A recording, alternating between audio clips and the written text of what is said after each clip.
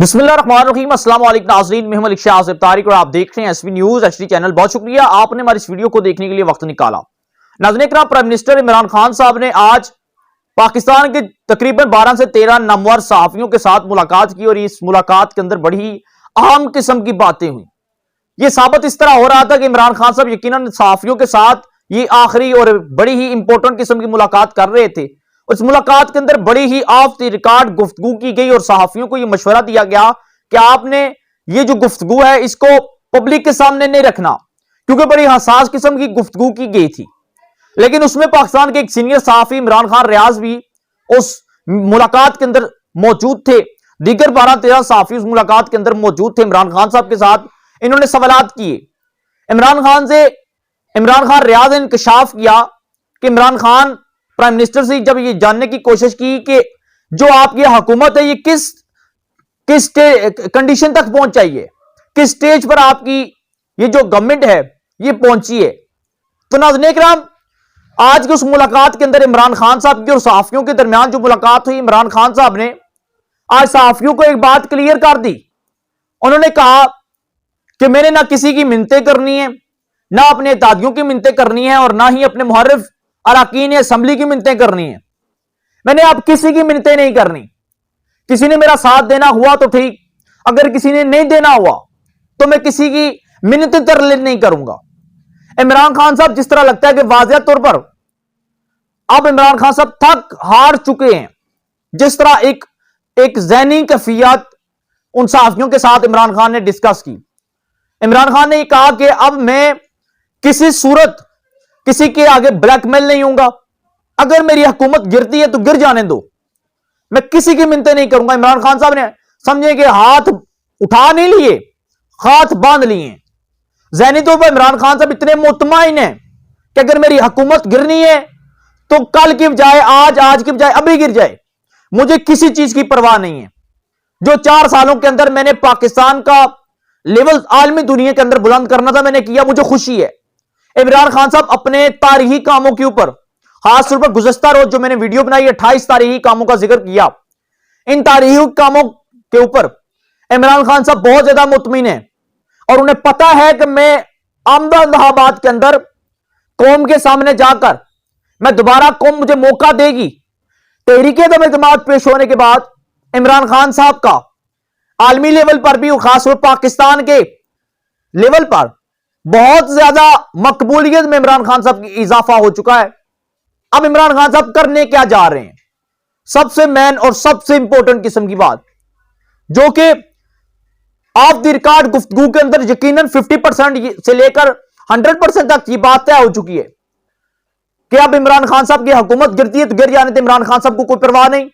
दूसरे नंबर पर 27 तारीख को जो इमरान खान साहब जो एक तारीखी जलसा करने जा रहे हैं, जिसके ऊपर पूरी दुनिया की आलमी कुव्वतों की भी नजरें, अपोजिशन जमातों की नजरें और पूरी पाकिस्तानी कौम की नजरें अब इमरान खान साहब के 27 तारीख का जो जलसा है इस्लामाबाद के अंदर, वहां पर है कि क्या इमरान खान साहब वो जलसा करने में कामयाब हो पाएंगे। नाज़रीन इकराम, इस जलसे की कॉल इमरान खान साहब ने खुद भी दी।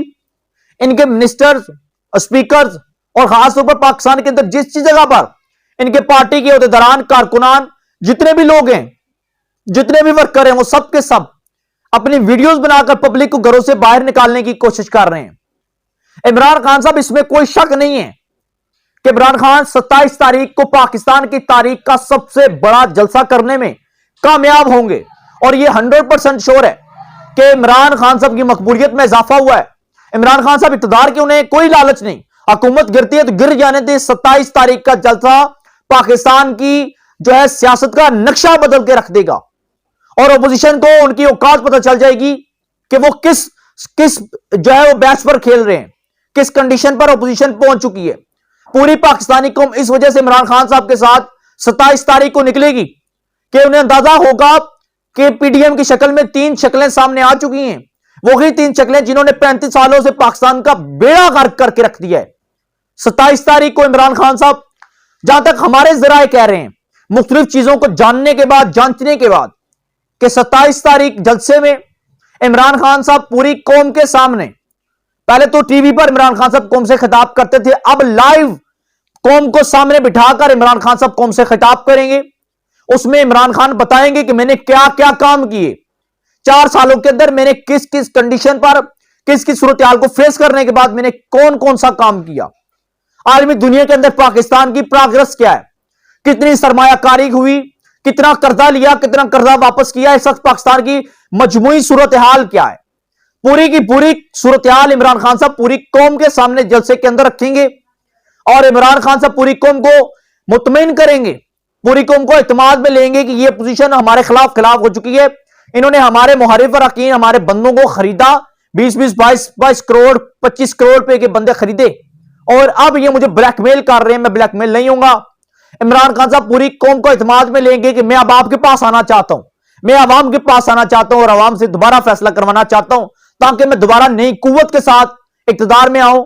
और इस कुव्वत के अंदर मुझे किसी इत्तेहादी जमात की सपोर्ट की जरूरत नहीं है, मुझे किसी ब्लैकमेलर की जरूरत नहीं है। मैं किसी भी जमात को साथ लेकर आमदा हुकूमत को नहीं बनाऊंगा।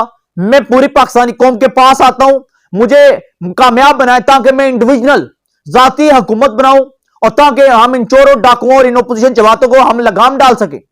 इमरान खान साहब उस जलसे के अंदर, इससे पहले कि इमरान खान साहब को प्राइम मिनिस्टर हाउस से धक्के मार के निकाले जाए या तरीके इत्मीनान की सूरत में इमरान खान साहब को शिकस्त का सामना हो, 27 तारीख के जलसे के अंदर इमरान खान साहब पूरी कौम के सामने अपना इस्तीफा रख देंगे और ये कह देंगे कि मैं इस्तीफा देना चाहता हूं और इस्तीफा देकर अवाम के पास आना चाहता हूं, और अपोजिशन में बैठकर, असेंबली से बाहर रहकर मैं अपोजिशन के खिलाफ दोबारा जंग लड़ने का ऐलान करता हूं, और मैं अवाम के पास आकर अहमदाबाद में उनसे वोट मांगना चाहता हूं, ताकि अवाम की ताकत से मैं दोबारा असेंबली तक पहुंच सकूं, वज़ारत उज़्मा के मनसब पर पहुंच सकूं। इमरान खान साहब को पता है बाकी रह गए 1.5 साल। इमरान खान साहब ने अपने गले का हार अब शहबाज शरीफ के गले में तकरीबन डाल दिया है। शहबाज शरीफ साहब जाती हद तक नफसियाती तौर पर डर चुके हैं। अब वो इमरान खान साहब के गले का उतरा हुआ हार भी किसी सूरत नहीं पे डालेंगे।